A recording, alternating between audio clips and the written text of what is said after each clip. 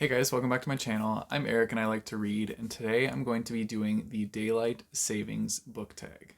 So I figured I would do this tag because Daylight Savings was this past weekend. We were all affected by it. I'm sure a lot of you are sleepier than normal today or yesterday. I'm personally still adjusting. Even though it was only 1 hour, it's really not a big deal, but I don't know, my body's just having a hard time adjusting to losing that 1 hour.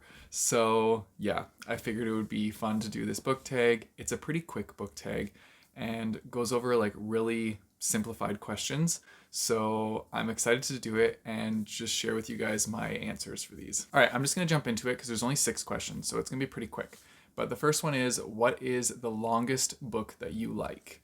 And I think this is the longest book. I chose Dark Age because it's huge. I also love my painted edges on this one.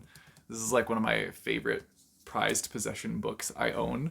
But yeah, this is definitely the longest book I think I've read, excluding the Bible, but that was a long time ago. So yeah, I also loved this book. This book is technically the fifth book in the Red Rising series. It's the second book in the secondary trilogy. Or actually, I think it's not a trilogy. I think they're actually going to make it a quadrology now. Is that the right term? Quadrology? Quartet. That's it. I think they're going to make it a quartet now. But anyways, this is the second book in that series.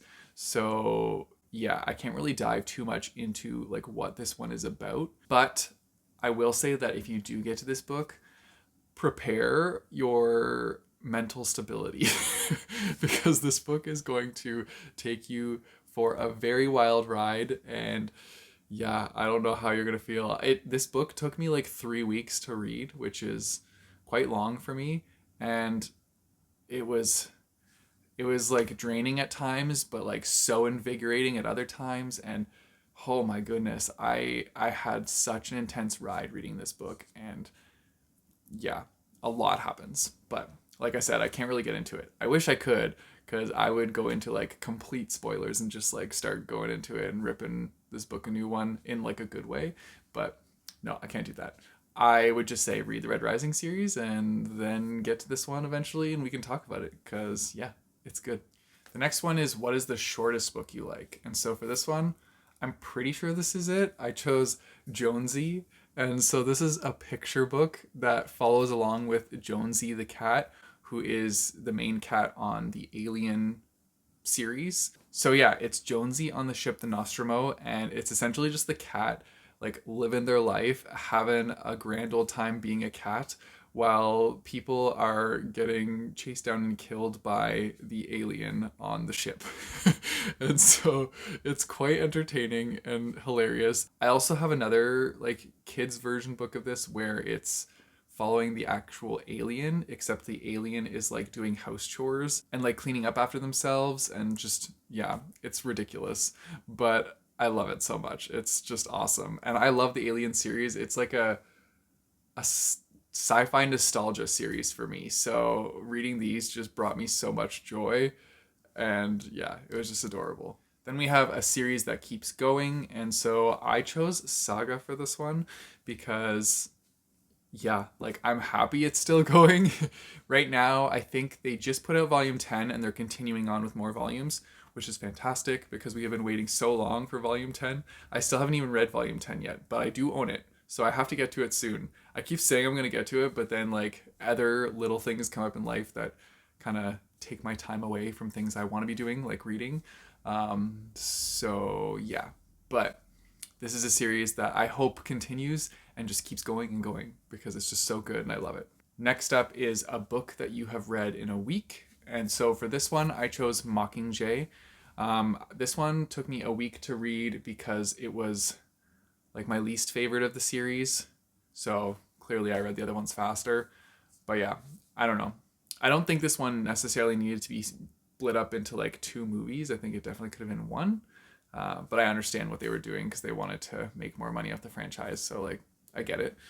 But yeah, this one took me a week to read, and this was in college. So like a week to read a book was actually pretty fast for me in college. Now a week to read a book is like normal for me, and sometimes I can do more than that, depending on how busy my life schedule gets. So yeah, that's exciting. I'm making progress on becoming a faster reader. The next one is a book that you read in a day, and so kind of funny. The Hunger Games. I loved this book. I started it and finished it in the same day. It was so friggin' good.